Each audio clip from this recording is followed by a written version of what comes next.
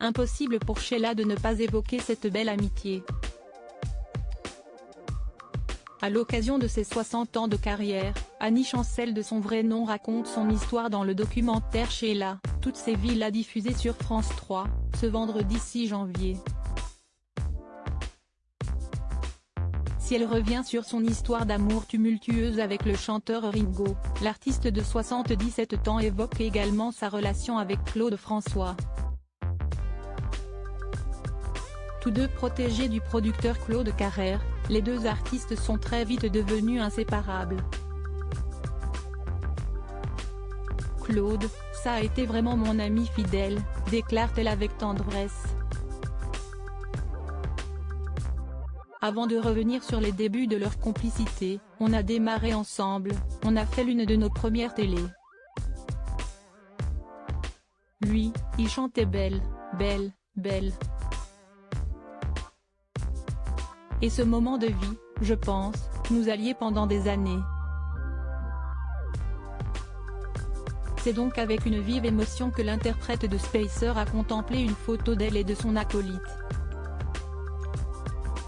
Regarde comme on est bien là, lance-t-elle au journaliste en lui montrant une image d'archive en noir et blanc. Et pour cause. Ce cliché des deux artistes suffit à lui-même pour témoigner de leur complicité et complémentarité.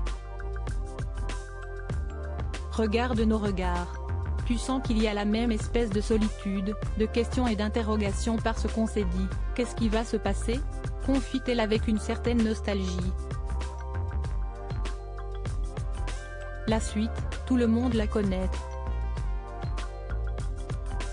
Avec leurs chansons entraînantes et leur aisance sur scène, Sheila et Claude François se sont hissés au rang des plus grandes stars de la chanson française. Depuis la disparition de son ami, le 11 mars 1978, Sheila ne cesse de chérir le souvenir des moments qu'ils ont eu la chance de partager. Supérieur à Sheila, qui sont les hommes de sa vie ? Sheila, Claude François opposé à son mariage avec Ringo très proche du chanteur, Sheila lui demandait alors d'être son témoin pour son mariage avec Ringo. Une proposition qui n'a pas immédiatement convaincu l'interprète du titre Alexandra, comme le confiait la chanteuse sur le plateau de 20h30 le samedi sur France 2 en 2019. Quand je me suis mariée à l'époque avec Ringo, ce n'était pas un grand fanat de cette histoire-là.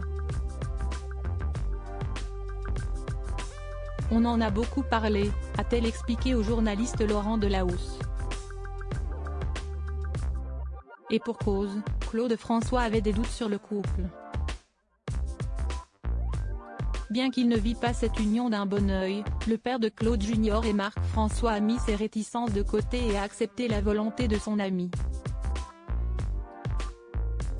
Le 13 février 1973, à l'église Notre-Dame de la Garde dans le 13e arrondissement de Paris, Claude François assistait donc au mariage du mythique duo des gondoles à Venise.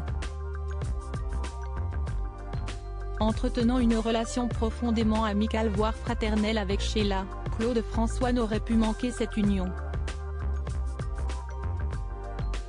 Peut-être avait-il eu l'intuition que ce mariage était voué à l'échec ? La suite lui a malheureusement donné raison. Après des années d'une relation tumultueuse, le couple se sépare finalement en 1979. Crédit photo, Giancarlo Gorassini. Best Image.